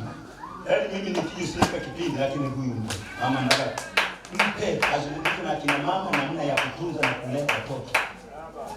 Alafu wachungaji, kuna kitu tumesemedana. Huyu naomba, tumesema hivi, tumsaidie na katibu wangu. Lakini tapeleka hii oda kwa askofu mkuu. Katibu wangu sio wako. Tusaidie ofisi hii. Hata kiuchumi kiwezekana. Aende kila kanda, alafu au kila jimbo awaite walimu wa watoto wanaofundisha makanisa mahali pamoja. Wale awaite, awape semina. Wale ndio watamwafundisha kule kwa watoto kanisa. Ashitu, unasemaje mwalimu wangu? Hili unalionaje wewe? Awaite ende jimbo hilo. Awaite kama ni senta, ukaangalia na mkuu wa jimbo. Kama tuseme bwana, jimbo hili ni Panda. Nimefika sijui Kashaguru. Nimefika sijui mjini kule Kalenda. Nimefika sijui Magu. Sema sasa weka senta. Wachungaji kama watu hapa 20 walio karibu. Ita walimu wa hao makanisa 20. Nikutane nao. Mpe semina hata siku 2. Awape semina walimu wa watoto. Wao wape mnafundisha. Unajua leo walimu wa watoto wanafundisha kama watu wazima. Sio wote wana kipawa hicho. Anamfundisha wewe usinywe pombe, usifanye nini. Wewe bwana, nenda kasikiliza Waislamu wanavyofundisha. Kasikiliza Wasabato wanavyofundisha. Wanawafundisha sheria. Nenda kwa Waislamu. Nimejifunza kule madrasa, nilikuwa Muislamu mimi. Hawafundishi vitu hivyo. Usimtwike mtoto asiye mzigo wako. Tatizo ni kwa sababu hawana elimu. Hatuwasemi kwa watu. Hawana elimu ya kufundisha watoto. Kwa huyu baba tutamwambia askofu mkuu, tutakusaidia. Na kwingine kama hata najua kweli ofisi ya afisa mkuu ni shida. Katibu wetu hapa anasafiri kwa shida. Lakini binafsi hali nitakapoweza nitakusaidia. Binafsi. Kwa hiyo huyu naomba viongozi wa majimbo ya kanda anapokuja kwenye kanda msimzuie, akusanye watoto wa eneo fulani wa makanisa mahali, awaseminishe wale. Fundisheni hivi. Elimu ya mtoto ni hii. Hivi na hivi. Katika haya Biblia inasema watahudhuria wokovu. Awape elimu. Maana ni ngumu sana kwamba waende Dodoma nchi nzima watoto. Lakini mbona utapeleka? Ni ngumu. Kwa yeye awapate kwa njia hiyo. Ni aina ya maono tu, mtazamo. Mimi ni ngumu kuwafikia, nifanye nini? Lakini natakiwa uende. Usiulize ufanye nini? Nenda. Bwana akupe maarifa. Akupe mbinu ya kufika. Na hii baba yangu, fika, panga utaratibu. Tunahitaji elimu hiyo sana kwa sasa hivi. Kanisa letu. Tunapoteza kizazi, tuna kazi ya kuhubiri wapi? Watoto wetu wako Mandingara huko. Wakati watoto wetu ni wadau, ni washirika wa baadaye. Lakini tunapoteza wenda Sabato, Uislamu unakwenda wapi? Kwa sababu hatuna mafundisho kwa watoto yanayompasa yule mtoto kusimama kwenye imani. Wewe unaweza tu kusema nimeshonga ugali. Omba mtoto ombea ugali. Alafu nyinyi akina mama, hilo jambo sio sawa. Yaani mtoto wa miaka 3 4 unamwambia ombea ugali. Anaombea nini? Mambo mengine kama kumwomba Mungu, Mungu anatisha. Ombo naye mjua Mungu. Mtoto anamjua Mungu. Ombo naye mjua na sio mtoto. Ndio maana na sadaka siombee mshirika wala mzee wa kanisa, anaombea mchungaji. Sio mzee wa kanisa. Unakosa kiBiblia. Nisoma Biblia Walawi sura ya 6:22-23 inasema Musa mwambie Haruni na wanae watakapoleta sadaka na malimbuko na zaka, wao ndio nimewapa neno hili, wawabariki watu, waambie nuru ya Bwana itawaangazia, ndivyo mkono wa Bwana utawalinda. Sina hapo mkisha sema hivi, mwambie Haruni ndipo mimi Mungu nitawabarikia. Amen. Sasa wewe mtu anaanza kumwambia mzee wa kanisa mwindishaji, ombea sadaka. Wewe acha. Wakuombea sadaka ni mchungaji tu. Mzee wa kanisa una baraka zako.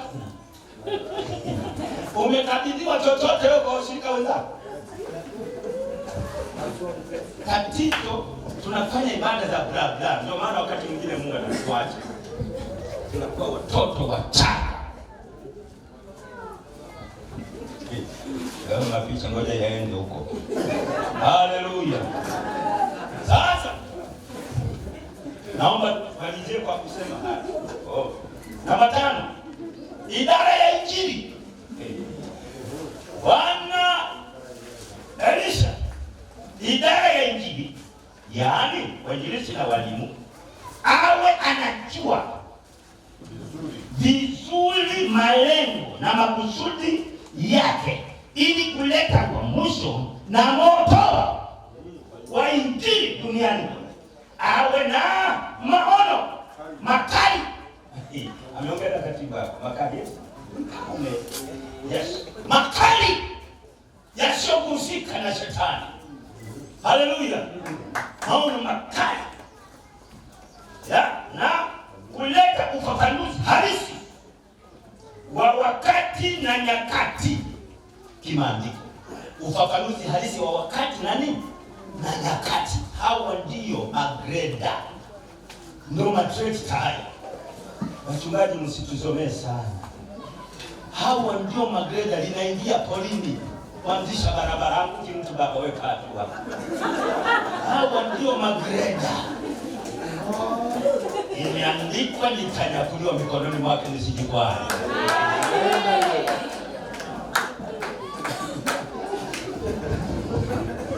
Tukiona tena usiniku tamka wewe mimi acha. Haleluya. Hawa ndio magreda hawa. Wanaingia popote kwenye poli.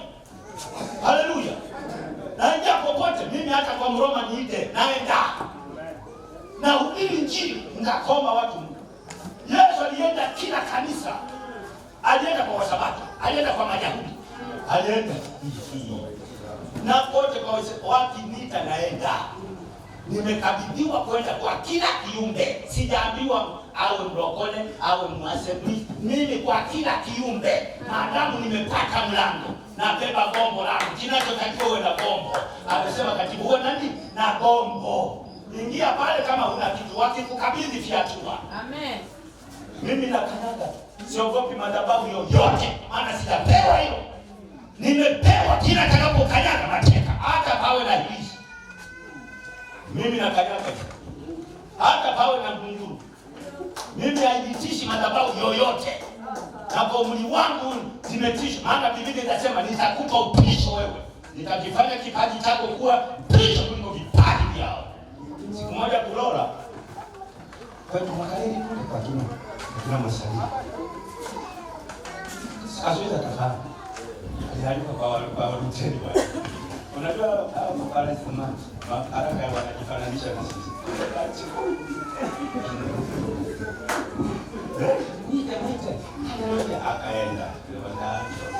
Akaenda.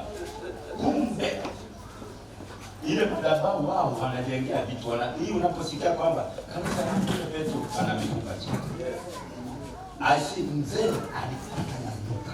Kuja kukita ile madhabahu kaburi. Yote nje. Yote wakatangaza mpaka kesho, hatumtaki Kulora tena kwenye kanisa letu la KKKT. Tangu pale yalifunguka vitu, akaitwa na wateja na kwetu pale mjini kibali simtani na udana mpa sumeni hiyo mtu wa kila mjini pale.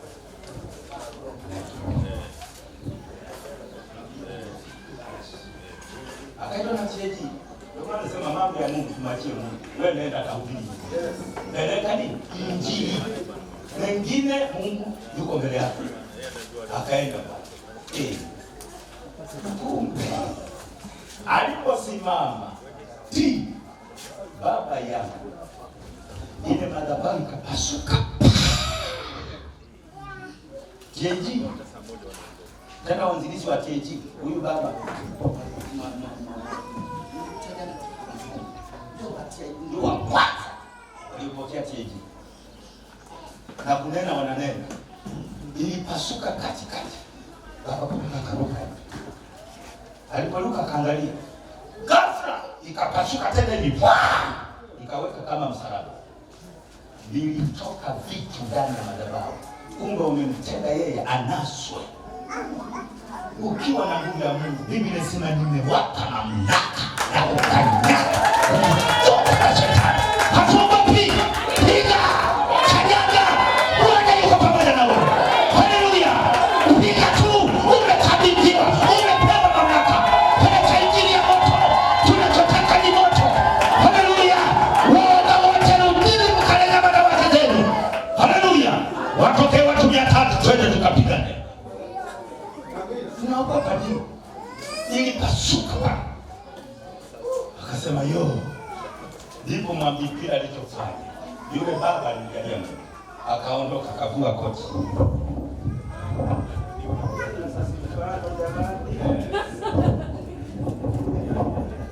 Akavua koti.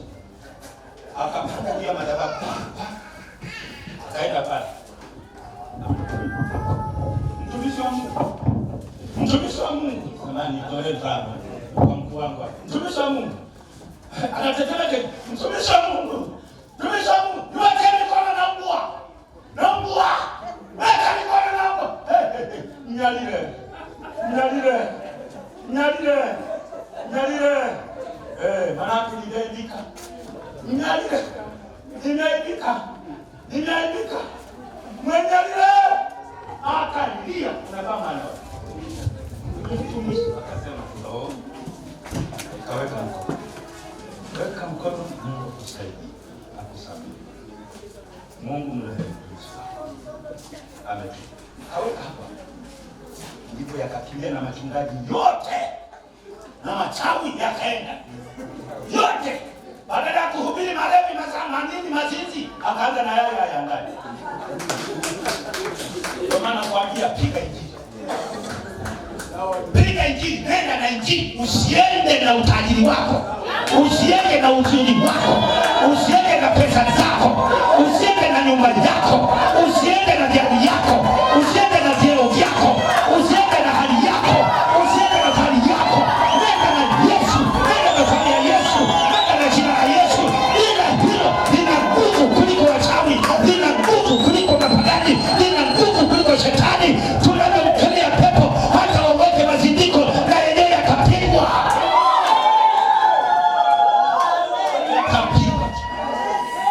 Biblia inasema tuwe mashujaa na moyo hodari. Usiogope. Sisi sio wa kuogopa, hatuna andiko la kuogopa mahali. Hata wakikusanyika makaburini na wafuata huko. Ndio injili.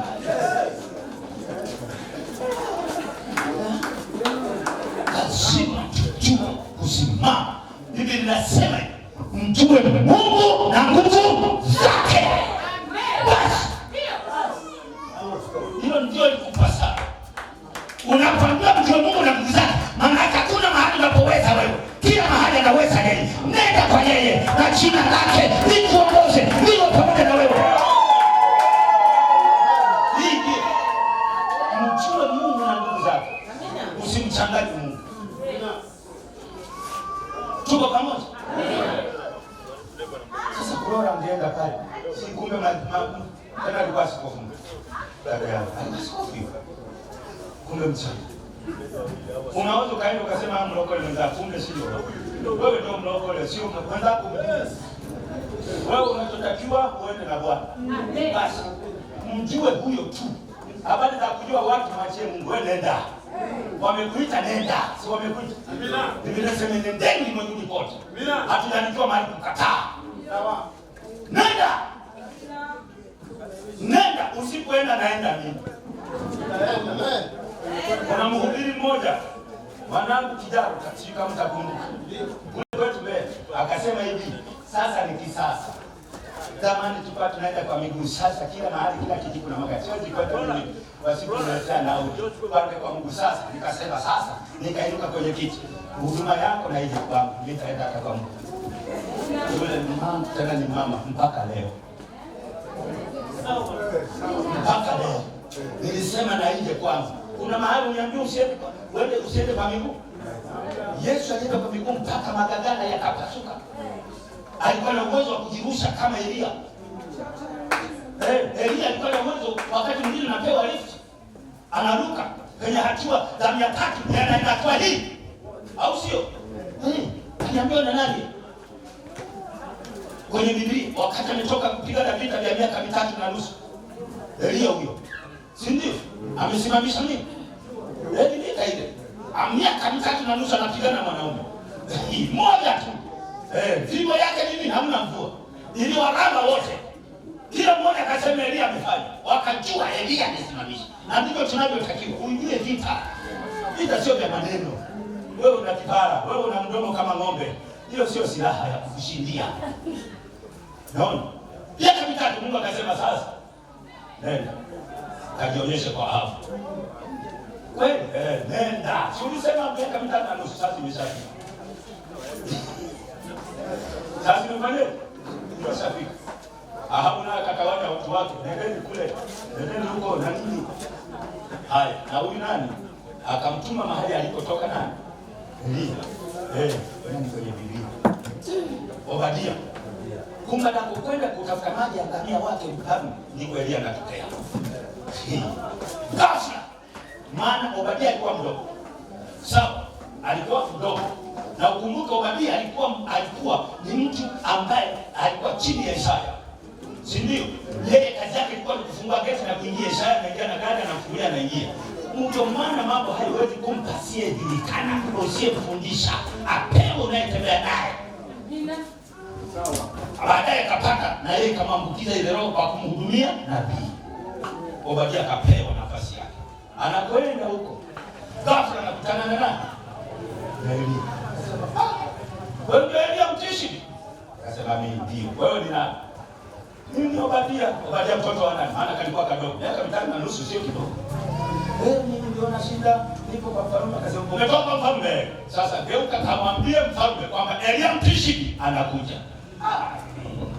Injili hii ndio ina mboga yenyewe. Hii ndio inaliki. Lazima ujifune kwenye Injili. Sio vinginevyo. Sio mavazi yako. Sio chochote. Sio mume wako, sio mke wako. Sio hivyo. Tupia bebe. Biblia inasema kila atakayekuona fahari aone fahari kwa nani? Anasema amina. Aone fahari kwa nani? Kwa Bwana. Hiyo ndio fahari ya kutembea nayo. Hiyo ibebe na watu waone una fahari ya Bwana. Sio kingine. Tungekuwa na magari 700. Ya kwako. Ukiona 700 unajua mimi na ngapi? Fahari yako iwe Yesu. Amen. Akamwambia nenda. Akasema Bwana, tumetangaziwa. Tukikuona, akikuona wewe utakuwa kama nyama. Hivi unavyoniambia nirudi. Wewe ndio akamshuhudia. Usinitelekeze. Maana wewe Roho Mtakatifu anakunyakuaga. Tukiona tukifika pale vita vilikuwa vikali, Roho Mtakatifu atakuja kukubeba na kutupia huko tabaki mimi. Huwa alikuwa na nusu.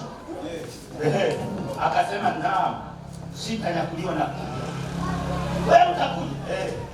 Roho Mtakatifu kukunyakua aje. Akasema sawa. Haya, wakaenda. Anafika mbele ya mfalme hapo.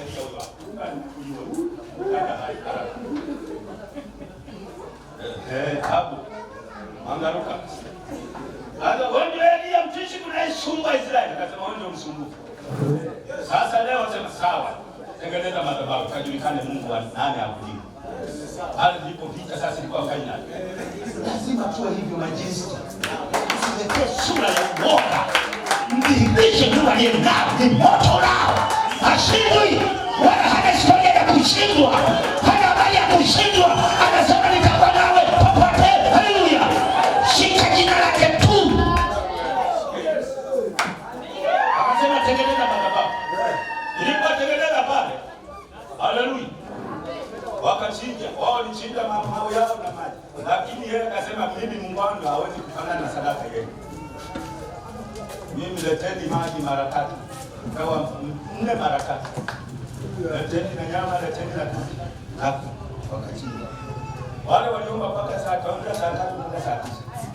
Yeye aliomba tu sekunde kama dakika 5. Mungu wajua watu wako kama yuko mbele yao. Sawa. Leta mkuu. Nikaka mnachelewa. Yakachangua kwa macho. Akasema namuona Mungu. Naona Mungu wangu. Kale kawingu kalikoanza wewe na wote waone. Ile Elia tena akamwambia hapo. Mvua inayokuja. Kimbia. Jua linapiga lakini anamwambia kimbia. Bwana wewe. Inakuja kimbia hapo. Watu wa Mungu hawana visasi. Ndiye alikuwa anamtishia kumuua kwa yeye mbele wake. Lakini miaka hamna mtu akanamwambia kimbia usije ukafa. Akasema sema shauri yako. Mimi naondoka. Anafika mbali ni mvua hiyo. Anakimbia na gari Elia akamkuta njiani. Akasimamisha mvua. Akasema chini gari. Elia panda huko. Jiponye na mvua. Akasema mimi na gari. Wewe nenda. Ilipoongezeka Elia hatua moja 2 3 tumeshafika. Nyumbani kwake. Ahabu mpaka anatengeneza barabarani. Wenzetu ukiwa na Mungu anajua Mungu anachokunyakua mikononi mwa maadui. Mtegemee yeye. Haleluya wainjilisti. Tuwe na makazi. Sio na injili iliyopoa. Hayo ndio maana natakiwa kupigwa msasa. Unaweza ukafikiri umefika hujafika. Tafuta kingine. Jifunze kwa mwingine. Wainjilisti tunahitaji hii Tanzania iwe ndogo. Iwe ndogo vijijini na mijini. Huyu anakubeba mama Manda, nenda kwa Mwambete. Mwambete nafasi, nenda kwa Mzee Sana. Nenda kote hujakaribishwa, nenda pale nyumba kwa nyumba kijijini kwako. Wajue kwamba tuna nabii hapa. Haleluya. mpaka leo? Amen. Amen. Haleluya. Mwanzo 41:38 ile tumeshasoma, lakini Mwanzo 41:14 mpaka 25 inamhusiana na huyo akahubiri Injili. Naona. Lakini Mwanzo 45 hiyo 40 mstari huo sura hiyo 8:13. Soma 48 mpaka 13. Akamwambia, "Nimeota ndoto hapana uwezo kufasiri." Yusufu akamwambia, "Fasiri si kazi ya Mungu. Tafadhalini uniambie." Mshaji mkuu akamwambia Yusufu ndoto yake. "Koti langu nimeota." Akamwambia, "Katika ndoto yangu nimeota."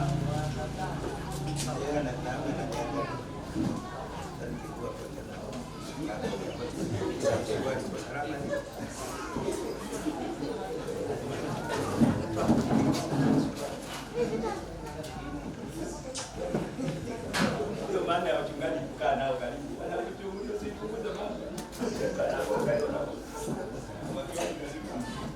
Tuombe wana wa Mungu.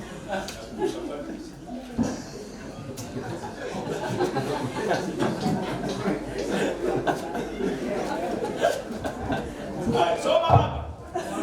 Akamwambia, "Ndio, huko mzabibu mbele yangu." ndio. Na katika mzabibu kulikuwa na matawi matatu. Na ulikuwa kama unamea. Ukachanua maua. Vitabu vyake vikatoa dhabihu zilizoiva. Kikombe cha Farao kilikuwa mkononi mwangu. Nikazitoa zabibu, nikazikamua katika kikombe cha Farao. Nikampa Farao kikombe cha moto. Maana yake ndoto ilioteshwa mtu ambaye yuko gerezani. Injili ukiona watu wamekufuru, watu wanakupiga vita, watu wanakumeza pale uko gerezani. Subiri Bwana. Atakutoa. Atafanya? Hapo alipofika hapo niliota namwambia Yesu. Niliota kikombe kinakamuliwa divai. Ile divai nikampelekea mfalme, akapokea. Akamwambia sawa, wewe mwisho wako ukaa gerezani umeisha. Subiri Farao atatuma mtu kuja kukuita hapa. Na kweli utakwenda kukupa mambo yote na atakupea. Kukupa kikombe na kurudisha mamlaka. Kaona ala kumbe. Sasa hata mnyapigwa kuacha maiki. Haleluya. Akamwambia hivi. Akamwambia kikombe kile kikombe ni mfalme. Ile divai iliyokuwa unanimina. Manake mambo yako Mungu anaanza sasa kumjulisha mfalme aliyemshawishika kukufunga kwa hila za watu. Sasa kila anapokuwa ukamimina mfalme akumiminia ile divai, manake anakurudishia na kuonyesha mbele ya watu kwamba wewe ni nani. Sawa, kikombe ni wewe, divai ni mamlaka utakayopewa. Kweli utarudishiwa baada ya siku kadhaa, utakuita. Sasa kweli baada ya siku kadhaa unaitwa na mfalme. Kama alivyotafsiriwa. Nimekaa gerezani miaka 3. Na kweli ukisoma maandiko ilikuwa miaka hii. Alipotoka mfalme akasema, "Kuanzia leo hautafunga. Umetoka gerezani kuanzia sasa. Na hautaenda kijini kwako, bali utakuwa mtumishi katika nyumba yako." Akaondoa wengine waliokuwa pale fokofu, nyewe mlinidanganya kwa ajili ya utokeni hapa. Huyu bwana kwa mkuu wa nyumba hii. Ndio ni Mungu na nguvu zake. Haleluya. Kuyajua maono, mwinjilisti hatufi imani. Ufe mwili lakini imani iwe hai. Bwana Yesu asifiwe. Na ukifika kipindi cha mapito, usilielie. Sio ulie, ni gereza hilo. Subiri Mungu atawajuza tu wanaokupiga vita. Watu kujua leo, kesho atakujua. Wakikudharau leo, kesho atakuheshimu. Usijitetee. Wewe tetea Injili, simama na Injili. Hiyo ndio inayotutetea. Hiyo ndio inayotuweka salama. Usijipeleke nafsi yako. Wainjilisti lazima tubebe kikombe cha kushinda. Hatuna mahali pa kushindwa. Sawa sawa hivi. Au wewe una njia ya kushinda? Mwisho, idara ya watoto awe anaijua sana muundo wa uendeshaji na namna ya kukutana na wadau, yaani watoto ambao ni watoto wenyewe, ili kuwafanya watoto wasichukuliwe na imani nyingine, yaani potofu, bali waukulie wokovu,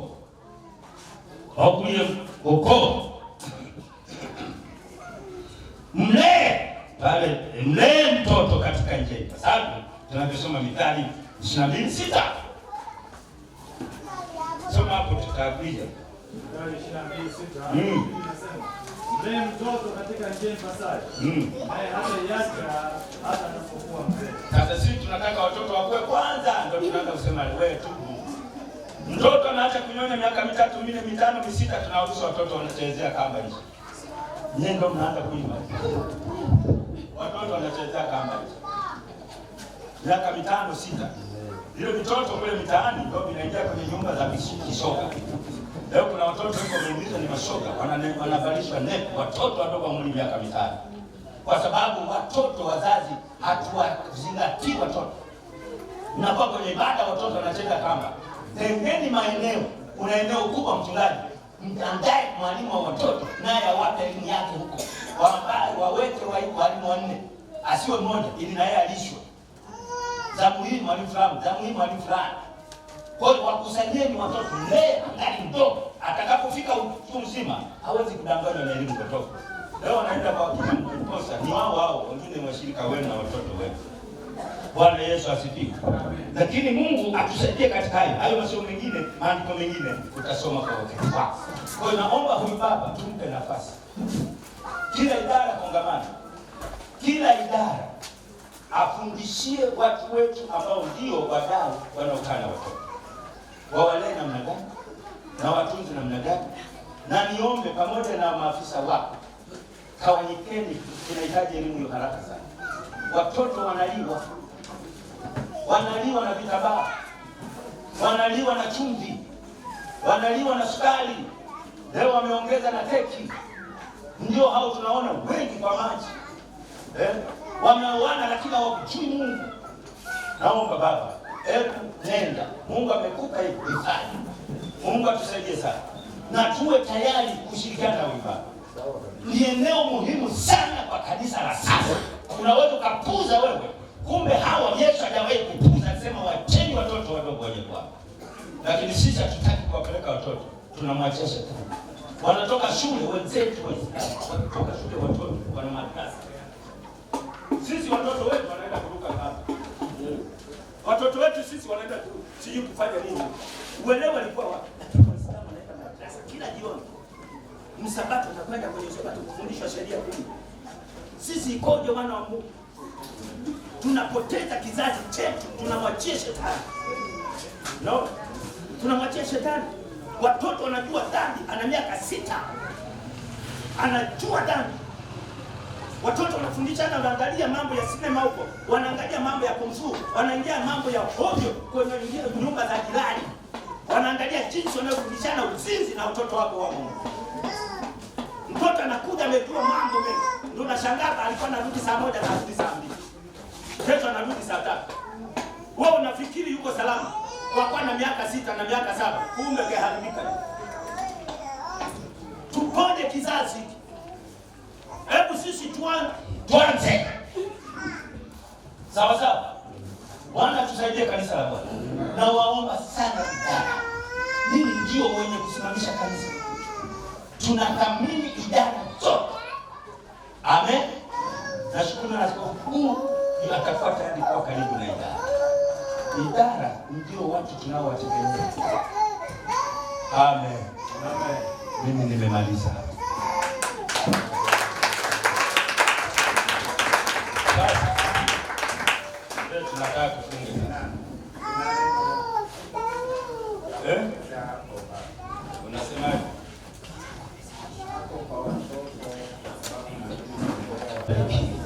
Nguvu ya Roho Mtakatifu ishuke ikamtengeneze, ikamweke sawa na kusudi lako. Roho Mtakatifu ungetumwa duniani, ingia kwetu sasa, utufanye kama upendavyo, turudi tukiwa mashahidi nguvu yako. Haleluya. Katika jina la Yesu Kristo. Mungu shusha vipawa, Mungu shusha karama, Mungu shusha nguvu, Mungu shusha upako katika jina la Yesu Kristo. Yesu, wewe ujawa mbali, namuleta mkononi mwako huyu, ametaka hilo, umpe sasa kwa utukufu wako katika jina la Yesu Kristo. Umpe msae katika huduma, umsae katika uweza na nguvu ya macho yako yanao sawa kwa jina la Yesu Kristo. Pokea nguvu ya Roho Mtakatifu ikuweke machoni pa dunia ukiwa shahidi wa nguvu za Roho Mtakatifu, uweza na upako wake. Baba, ushuka ndani yake huyu, ukampe uwezo, kamfunikishe kama mafuriko yenye kutiririka kama mafuta kwenye ndevu za Haruni. Bwana, ukatiririshe nguvu zako kama mafuta na ndevuni wa Haruni. Bwana, ukaweke Mungu, weka Bwana wa uzima, funika Bwana, wape Mungu katika jina la Yesu Kristo. Wewe unasema Mungu wapi? Huyo amepatikana sasa. Unasema unasikia nini? Huyo amesikia hili sasa kwa jina la Yesu. Bwana, weka sasa. Umesema nitaweka nguvu yako ishuke ndani yao katika jina la Yesu Kristo. Kwa jina la Yesu, Bwana ushuke, Bwana tenda, Bwana weka upya moto wa Roho Mtakatifu uliowacha duniani, ukawafunika wale mitume wakawa majasiri, hata Petro akahubiri, wakaokoka watu 300 kwa siku. Ikawa hivyo. Umpe neno la kuokoa watu, umpe neno la kuvuta eneo lote alilopo pale. Mungu kamthibitishe wingu la Roho Mtakatifu, ikawa wingu duniani kwake, ikawa nguvu yako Bwana itendayo kazi. Ukamkabidhi maisha na jinsi ya kupita moto wako uliowacha duniani kupitia Roho Mtakatifu. Bwana ukafurike, Bwana ukampe, Bwana ukatende jambo jipya katika jina la Yesu. Baba wa utukufu, huyu mama na kiunania haki, umesema heri wenye njaa na kiu ya haki utawashibisha. Umpe huyu mama sasa kwa jina la Yesu. Pokea kwa jina la Yesu, pokea uweza na nguvu za Roho Mtakatifu, kwani Bwana ametua yuko hapa kwa jina la Yesu Kristo. Bwana yuko hapa sasa, akuamshe nia yako ikawe mbele za Bwana, na Mungu akuthibitishe kamnene Yesu, na Bwana akupe sasa upako wa nguvu za Roho Mtakatifu, mamlaka ya Roho Mtakatifu, moto wa Roho Mtakatifu wako usipoe wala kupungua, wake asubuhi hata jioni kwa jina la Yesu. Moto wa Roho Mtakatifu ushuke kwako, uamshwe. Baba, naomba huyu awe kinywa chako, awe masikio yako, awe miguu yako, awe mikono yako, awe kinywa chako. Weka yote agano lako liweko kwake sasa katika jina la Yesu. Baba wa utukufu, wewe usiyechoka kubariki, usiyechoka kuinua, usiyechoka kuita watu, mwite huyu mama, umpe sasa kisimama, asimame kama shahidi wako kwa nguvu za Roho Mtakatifu. Uweza wako Yesu ukafunike, ukaponye, ukainue katika jina la Yesu. Mambo yako umesema nikaweka kwenu, na kwa neno lake huyu watu wakafumuliwe, watu wakaokoke, watu waponywe kwa nguvu za Roho Mtakatifu ndani yake. Baba, ukanende, ukatende, kampe neno lako lenye moto, lenye upanga kuliko ukatao kui kwa wewe Yesu Kristo. Watu watakujua eneo kila atakapokanyaga, watafanyika mateka, utabomoa kila jambaza, na Bwana akupe kuangusha chini madhabahu zote kama alivyofanya ile mtu wa Mungu, akanyosha mkono ya madhabahu ya mfalme ikabubujuka, ikawa majivu. Kurabasanda katika jina la Yesu. Umpe uwezo wako, mkono wake uwe mkono wako katika jina la Yesu. Mpe neno la kuharibu kazi zote za shetani, nawe ukadhihirike. Wewe ni moto, wewe ni moto, uwe moto ndani yake sasa katika jina la Yesu. Upasuae bahari, mpasulie huyo picha apeleke usilia. Pasua kila jambaza. Wewe hakuna cha kukuzuia, ni Mungu mwenye uweza. Umesema nitafanya njia pasipo njia. Yeye akashindwa namna gani aseme? Utasema kwa kinywa chake wala hatakuwa yeye. Akili na elimu yake isiyo na matunda katika uweza na nguvu zako. Baba, nakubariki. Wewe ni Mungu wa wote wenye mwili, hakuna usiloliweza. Akajua hilo, umesema mjue Mungu na nguvu zake, kamweke moto kwake, iwe makaa ya moto yasiyozimika. Ni wewe Mungu, kama Yeremia aliyosema nikitaka kunyamaza naona kama moto, ili akaone moto asipotenda ile kazi iliyomwijia. Kwa jina la Yesu, pokea nguvu za Roho Mtakatifu, mamlaka, upako wenye kumiminika kama mafuta ya kwenye maharuni, kwa jina la Yesu.